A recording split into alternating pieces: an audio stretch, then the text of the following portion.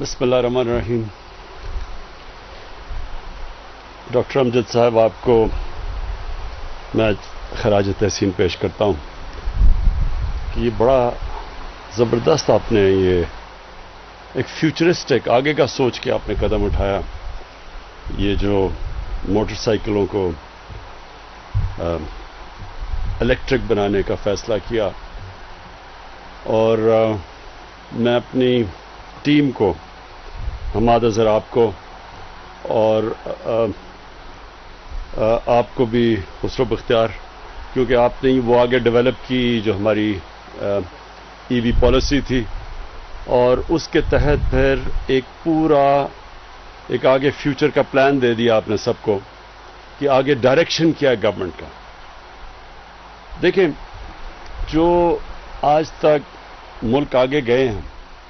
ان میں سب سے بڑی جو ایک کامن چیز رہی ہے سارے ملکوں نے، جو انہوں نے سب نے کیا، وہ یہ کہ انہوں نے ہمیشہ آگے کا سوچا۔ چائنا کی جو اب ساری ڈیولپمنٹ دیکھ لیں اب، اور ہم جب وہاں گئے چائنا میں تو ان کے 10 سال 20 سال 30 سال کے پلان بنے ہوئے ہیں۔ تو جب تک جو آپ کی پالیسیز ایک لانگ ٹرم نہیں ہوتی، وہ پھر روڈ میپ نہیں ہوتا ملک کے پاس۔ پھر ملک فیصلے کرتا ہے الیکشن ٹو الیکشن، یا ایسے فیصلے کرتا ہے، کوئی جو مافیاز بیٹھے ہوتے ہیں وہ آپ کی پالیسیز چینج کر دیتے ہیں، وہ اپنے فائدہ اٹھانے کے لیے فیصلے کرتے ہیں۔ تو جو ملک کا آگے جو روڈ میپ ہوتا ہے وہ ڈیولپ ہی نہیں ہوتا۔ نبی صلی اللہ علیہ وسلم نے کہا تھا کہ اس دنیا کے لیے اس طرح جیو کہ آپ نے کل مر جانا ہے، اگلی دنیا کے لیے ایسے جیو کہ کل مر جانا ہے تاکہ آپ کے اعمال اچھے ہوں، لیکن اس دنیا کے لیے ایسے جیو آپ نے 1000 سال زندہ رہنا ہے۔ یعنی آج بیٹھ کے پلاننگ کرو کہ آگے آنے والی جنریشنز کے لیے آپ کس طرح کا ملک چھوڑ کے جائیں گے، ملک کو کیا مسئلے آ رہے ہیں، یہ کیسے حل ہوں گے۔ تو یہ جو ہماری کلین اور گرین پاکستان، اور اس کے اندر ہی فٹ ان ہوتی ہے آپ کی یہ الیکٹرک وہیکلز کی پالیسی، یہ اسی کا حصہ ہے۔ جب آپ یہ فیصلہ کریں گے کہ ہم نے اپنے ملک کی ہوا بھی صاف رکھنی ہے، ہم اپنے پانی اور دریا صاف رکھنے ہیں، ہم نے اپنے شہروں کو صاف رکھنا ہے، تو اس کے لیے کیا آپ کو قدم اٹھانے پڑیں گے؟ جس طرح ہم نے اب 10 بلین ٹری سونامی، درخت اگانے پڑیں گے ملکوں میں۔ پاکستان بدقسمتی سے وہ ملک ہے جس میں سب سے کم ٹری کور ہے، درختوں کا جو ہمارے اس ملک میں جنگلات ہیں وہ سب سے کم ہے، ہندوستان کے ہمارے سے زیادہ ہے۔ اور جو انگریز جنگلات چھوڑ کے گیا تھا وہ بھی ہم نے کم کر دیے، ان کو بھی تباہ کر دیا۔ تو ایک تو ہم یہ درخت اگا رہے ہیں، پھر نیشنل پارکس اپنے علاقے بچا رہے ہیں، کیونکہ آبادی تیزی سے بڑھ رہی ہے، تو جو ہرے علاقے ہیں وہ بچا رہے ہیں۔ شہروں کے اندر اب ماسٹر پلانز بنا رہے ہیں شہروں کے، تاکہ شہروں کا ہم روک سکیں شہروں کو پھیلتے ہوئے۔ یہ تقریباً اسلام آباد ہمارے دیکھتے دیکھتے مری تک پہنچ گیا ہے۔ اس اسلام آباد نے پچھلے 20 سالوں میں 1.5 گنا زیادہ بڑھ چکا ہے، گرین کور کم ہو گیا کیونکہ کوئی پلاننگ نہیں ہے۔ تو اب سے ہم نے سارے شہروں کے ماسٹر پلانز بنا رہے ہیں، کئیوں کے کمپلیٹ ہونے والے ہیں 6 مہینے تک، تاکہ ہم شہروں کو پھر پلان کر سکیں کہ ان کا پانی کا سپلائی کدھر ہوگا، گندگی سے ہم نے کیا کرنا ہے، کیسے ہم نے ٹریٹمنٹ پلانٹس لگانے ہیں۔ مثلا اسلام آباد کے چشمے تھے، سارا سیوریج بن چکا ہے، وہاں نالے بن چکے ہیں، کیونکہ ان کے اوپر کسی نے سوچا نہیں ٹریٹمنٹ پلانٹس پر لگانے کا۔ ریسائکلنگ، پانی کو کیسے بچانا ہے، پانی کے آگے پرابلمز ہیں۔ اور پھر سب سے بڑی چیز پولوشن، جو ہمارے دیکھتے دیکھتے لاہور جو سٹی آف گارڈن سمجھا جاتا تھا، اور پشاور، یہ دونوں سٹی آف گارڈنز کہا جاتے تھے۔ تو یہ دونوں شہروں میں جو پولوشن لیولز ہیں، خاص طور پہ لاہور میں، وہ اب انسان کی جانوں کو خطرہ ہو گیا۔ یہ اندازہ لگایا جاتا ہے کہ جو لاہور میں جو اس وقت پولوشن ہے، 11 سال اوسط ایک انسان کی زندگی میں کم ہو جائیں گے جو لاہور میں اس پولوشن میں رہے گا۔ تو یہ اس کے امپیکٹس ہیں، ڈینجر لیول سے اوپر پولوشن چلی گئی ہیں۔ کراچی میں بھی یہ حالات ہیں، سمندر کے اندر سارا سیوریج جا رہا ہے، تو یہ اس کے اوپر کیونکہ کوئی لانگ ٹرم پلاننگ نہیں ہے، تو وہ پلاننگ اب پہلی دفعہ ہم پاکستان میں کر رہے ہیں، اور اس کا حصہ ہے پھر سے میں کہوں کہ یہ جو الیکٹرک وہیکلز ہیں، یہ اب آگے ہمیں اپنے شہروں کو پولوشن سے بچانے کے لیے ہمیں اب شہروں کے اندر الیکٹرک بسز لانی پڑیں گی، گاڑیاں لانی پڑیں گی، موٹر سائیکل، سب سے زیادہ موٹر سائیکلز، کیونکہ اس میں زیادہ استعمال ہوتا ہے، زیادہ ان کی انٹینسٹی زیادہ ہوتی ہے، تو یہ بڑا اچھا پازیٹیو سٹیپ ہے۔ اب اس کا ایک دوسرا پہلو ہے، ہم نے جو اور اپنے اوپر ظلم کیا کہ جو اللہ نے اس ملک کو اتنی نعمتیں بخشی، ہم نے کبھی سوچا ہی نہیں کہ یہ جو اللہ نے نعمتیں بخشی تھی ان سے فائدہ اٹھایا جائے، کیونکہ آسان راستے لے لیے، شارٹ کٹس لیے، امپورٹ چیزیں کر لیں، آسان تھا نا، امپورٹ کر لی، اس پہ پیسے بھی بن جاتے تھے، لیکن جو اس کا نقصان کیا ہوا کہ جو بھی خسرو نے بات کی کہ جو را مٹیریل پاکستان میں ہے اس کو ہم نے کبھی نہیں سوچا کہ ہم اس را مٹیریل کو اس کو استعمال کریں، تو ساری چیزیں امپورٹ کرنے شروع کر دی ہیں، آسان راستہ ہے، لیکن اس کا نقصان یہ ہے کہ ملک غریب ہوتا جاتا ہے،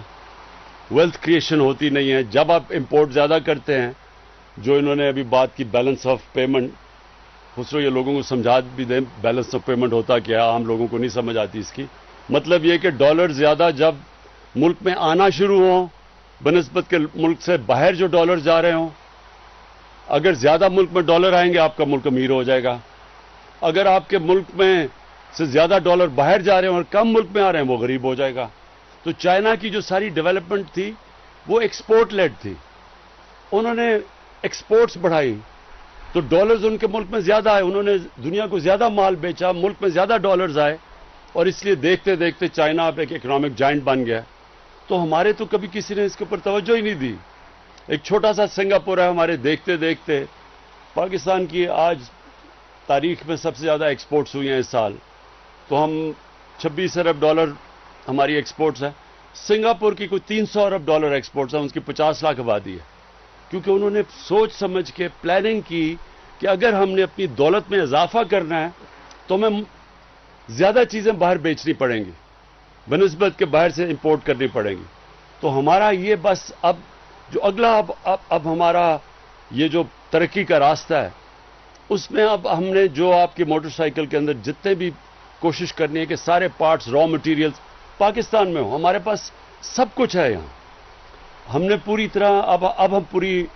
پاکستان کا منرل میپ بنا رہے ہیں، معدنیات کا نقشہ سارے پاکستان میں کہ کدھر کدھر کیا چیزیں ہیں،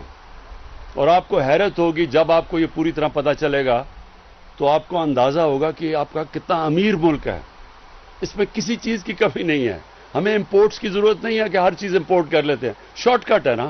ہر چیز امپورٹ کر لو، تو یہ نہیں سوچتے کہ وہ تھوڑے سے لوگوں کو تو فائدہ ہوتا ہے جو امپورٹرز ہیں، لیکن ملک کے لیے تو وہ نقصان ہے کیونکہ آپ کے ڈالر زیادہ باہر جا رہے ہیں، جب زیادہ یہ بھی میں سمجھا دوں، جب آپ کے زیادہ ڈالرز باہر جاتے ہیں اور کم اندر آتے ہیں ملک کے تو روپے کے اوپر زور پڑتا ہے، جب ڈالر کم ہوتا ہے تو روپے کی قیمت گر جاتی ہے، ڈالر اوپر چلا جاتا ہے، ڈی ویلیویشن جس کو کہتے ہیں، تو جب آپ کا روپے کی قیمت گرتی ہے سب کچھ مہنگا ہو جاتا ہے، غربت بڑھ جاتی ہے، ملک غریب ہو جاتا ہے، تو ہمیں اس لیے سارا اپنا جو سوچ ہے وہ بدلنی ہے، ایک نیا روڈ میپ پاکستان کو دینا ہے، جس نے آگے کا سوچنا ہے، جس نے سب سے پہلے اپنی آنے والی نسلوں کا سوچنا ہے، یہ جو ماحولیات ہے، ہماری انوائرمنٹ ہے، یہ جو گلوبل وارمنگ ہے، یہ جو پاکستان کو متاثر کرتی ہے، پہلی دفعہ اس پیمانے پہ پاکستان جو سٹیپس لے رہا ہے وہ انٹرنیشنلی اکنالجڈ ہیں، مجھے اس کا بڑا فخر ہے کہ دنیا مانتی ہے کہ پاکستان لیڈ ان چند ملکوں میں سے جو لیڈ کر رہا ہے انوائرمنٹ کے اندر، گلوبل وارمنگ کے جو خلاف کیمپین ہے اس کے۔ اب دوسری جو ہماری کیمپین ہے وہ یہ کہ ہم اب ابھی سے اپنی دولت کا ویلتھ کریشن کیسے کریں، دولت میں اضافہ کیسے کریں، وہ کون کون سے ہم نے اب قدم اٹھانے ہیں کہ اب ہماری اکانومی ماشاءاللہ تیزی سے اوپر جا رہی ہے۔ آگے ہمیں کیا مسئلہ آئے گا؟ ہمیں مسئلہ تب آئے گا کہ اگر ہمارے ملک میں ڈالرز کی کمی ہونی شروع ہو گئی کیونکہ زیادہ ڈالرز باہر جانے شروع ہو گئے، کرنٹ اکاؤنٹ ڈیفیسٹ ہو گیا، تو یہ ہمارے روکے گا ہماری گروتھ کو، پھر ہمیں IMF کے پاس جانا پڑے گا۔ لہٰذا ابھی سے ہم وہ सब कदम उठा रहे हैं कि हमारे मुल्क में डॉलर्स की कमी ना हो, ताकि मुल्क में हमारी ग्रोथ रेट इफेक्ट ना हो। और उसके लिए हर वो चीज़ करनी है हमने, जो चीज़ हम पाकिस्तान में बना सकते हैं वो करें, जो रॉ मटेरियल पाकिस्तान में जो अवेलेबल है उसको इस्तेमाल करें, और सारी इन्वेस्टमेंट इस तरह करें कि पाकिस्तान से हम चीज़ें एक्सपोर्ट कर सकें। इंडस्ट्री भी, इन्वेस्टमेंट भी जो बाहर से पाकिस्तान में आए, उसका मकसद ये हो कि पाकिस्तान से बाहर कितनी चीज़ें एक्सपोर्ट कर सकती है वो, और ये हमारा दूसरा है। और इंशाअल्लाह मुझे जो तीसरी चीज़ बड़ा इस मुल्क के लोगों के ऊपर पूरा एतमाद है कि जब भी इस मुल्क के लोगों को टेस्ट किया गया है, जब भी हमने मुश्किल वक्त आया, ज़लज़ला आया, हमारा फ्लड्स जब आए 2010 के, तो जब भी लोगों को इस मुल्क के टेस्ट किया गया तो लोग हमेशा, हमारे लोग, उनमें वो खुले दिल के लोग हैं, जनरॉसिटी है। अगर आज टैक्स नहीं दे रहे तो उसकी बहुत बड़ी वजह यह है कि उनको ये एतमाद ही नहीं है कि हमारा टैक्स सही तरह इस्तेमाल होगा। उनको हम एतमाद बहाल कर रहे हैं कि उनका टैक्स उनके लिए, अपने खर्चे कम कर रहे हैं, फजूल खर्ची कम कर रहे हैं। ये जो प्रोटोकॉल के ऊपर हम पैसे खर्च करते हैं, अपने से शुरू कर रहे हैं ना, अपनी मिसाल से, वो प्रोटोकॉल के पैसे हम पूरा बचा रहे हैं। अपने प्राइम मिनिस्टर हाउस और प्राइम मिनिस्टर सेक्रेटेरिएट सिर्फ 3 साल में 108 अरब रुपया, 108 करोड़ रुपया हमने इन 2 हाउसेस का कम किया है। और जो बाहर की ट्रैवल है उससे पैसा बचा रहे हैं, सिर्फ अपने टैक्स पेयर को ये बताने के लिए कि आपके टैक्स की हम कदर करते हैं, हम आपका टैक्स आपके ऊपर खर्च करेंगे बनिस्बत अपने ऊपर खर्च करने के लिए। तो जैसे जैसे उनका ये एतमाद बहाल होता जाएगा, इंशाअल्लाह हमारी टैक्स कलेक्शन बढ़ती जाएगी, मुल्क की दौलत में इजाफा होता जाएगा, मुल्क अपने पैर पे खड़ा हो जाएगा।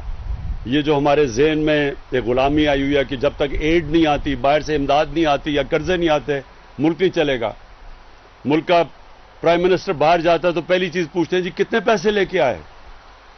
कितनी जी इमदाद मिली, कामयाब दौरा। अच्छा, कामयाब दौरा क्या हो गया कि पैसे लेके आ गए, भीख मांग के किसी से पैसे लेके आ गए। जब तक ये ज़हनी गुलामी से नहीं हम निकलेंगे, जब तक इंसान अपने पैर पे नहीं खड़ा होता, उसको पता ही नहीं चलता कि उसके अंदर अल्लाह ने कितनी ताकत दी है। जब तक वो वसाकियों से चलता है, वो कभी उसके अंदर जोर नहीं आता। तो वो पाकिस्तान अब तीसरे रास्ते पे निकल गया अपने पैर पे खड़े होने के लिए। और इंशाअल्लाह आप देखेंगे दिनों में कि ये एक महीनों में, सालों में, कि ये कितना बड़ा अजीम मुल्क बनेगा। डॉक्टर अमजद, आपको और आपकी टीम को मैं फिर से मुबारक देता हूँ, खराज तहसीन पेश करता हूँ, और इंशाअल्लाह आपकी हुकूमत पूरी मदद करेगी कि और हम कैसे आपको मजबूत कर सकें। शुक्रिया।